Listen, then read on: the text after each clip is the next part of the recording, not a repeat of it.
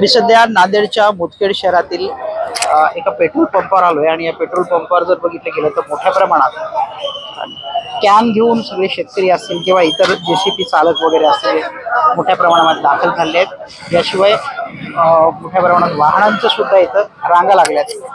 कालच जिल्हा पुरवठा अधिकाऱ्याने असं स्पष्ट केलंय की कोणालाही बॅरेलमध्ये किंवा कॅनमध्ये पेट्रोल डिझेल देण्यास बंदी घालण्यात आली आहे। त्याच्यानंतर सुद्धा पोलीस बंदोबस्तामध्ये अक्षरशः जर बघितलं गेलं तर हा कॅनमधून इंधन जे आहे ते दिलं जाते। मोठ्या प्रमाणात रांगा आहेत। सकाळी 7 वाजल्यापासून इथे रांगा लागल्याचं सांगितलं जातं।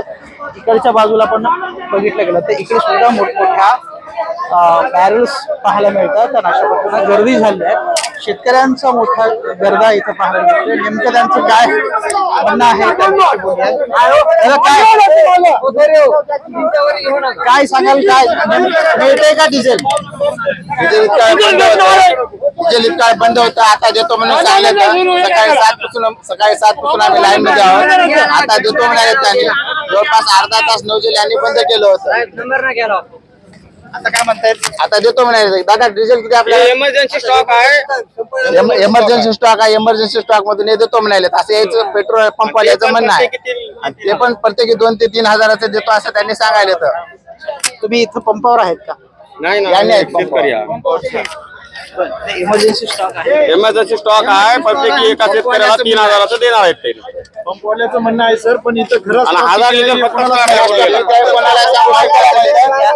यापूर्वी आरोप झालेत की मोठ्या प्रमाणात डिझेल दिले गेले। हायवा म्हणजे वाळू माफियाला 200 लिटर डिझेल दिले। पण आता सर्वसामान्य शेतकरी जे आता शेतामध्ये काम करत आहेत, सरी मारायचं राहिलेला, हळदीला मशागत करायची, तर शेतकऱ्याला म्हणतात की फक्त 20 लिटर आहे, 25 लिटर आहे, आणि वाळू माफियाला 200 लिटर येणं तेल द्याले। आणि याचा स्टॉक किती आहे येईना कोणालाच सांगणार झाले। याच्या मनात आलं तेव्हा स्टॉक सांगा, इमर्जन्सी आहे म्हणून आता चालू केला आहे। ते आपल्यासोबत पेट्रोल पंप चालक आहेत, त्यांच्याशी बोलूया। किती देतात आता याच्या म्हणून 2 म्हणलो त्याला 3 द्या, 3 द्या। आता किती शिल्लक आहे तुमच्याकडे? आता इमर्जन्सीचा 1000 स्टॉक शिल्लक आहे, तेवढं देऊन टाका म्हणजे।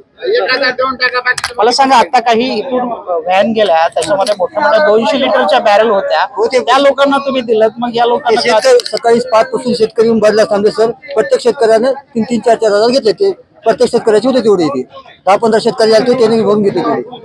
नंतर लोक म्हणतात की वाळू माफियांना मोठ्या प्रमाणात शेतकऱ्याचे येणे 5 हजार, पण त्याचे वाळू माफियांना देते असं म्हणतात। नाही तसं काही नाही। जे आहे ते बारी आहे, ती बारी आहे।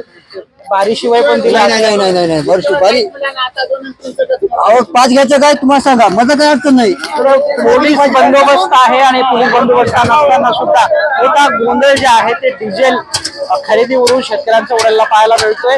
भेदभाव पेट्रोल पंप चालक करतात असा आरोप आहे। वाळू माफियाला 200 लिटरपेक्षा अधिक डिझेल दिलं जातं, पण सर्वसामान्य नागरिकांना जे आहे ते 2 ते 3 हजार रुपयाचं डिझेल देऊ असं सांगितलं जातं। मधल्या काळामध्ये पेट्रोल पंप बंद करण्यात आला होता, पण आता पुन्हा नव्यानं सुरू केला। फक्त 1000च डिझेलचं साठा असल्याचं सांगितलं जातंय। त्यामुळे जे आहे ते शेतकरी आक्रमक झाल्याचं चित्र पाहायला मिळतंय। व्हिडिओ जर्नलिस्ट गणेशसह गजानन देशमुख, TV9 मराठी, मुदखेड, नांदेड।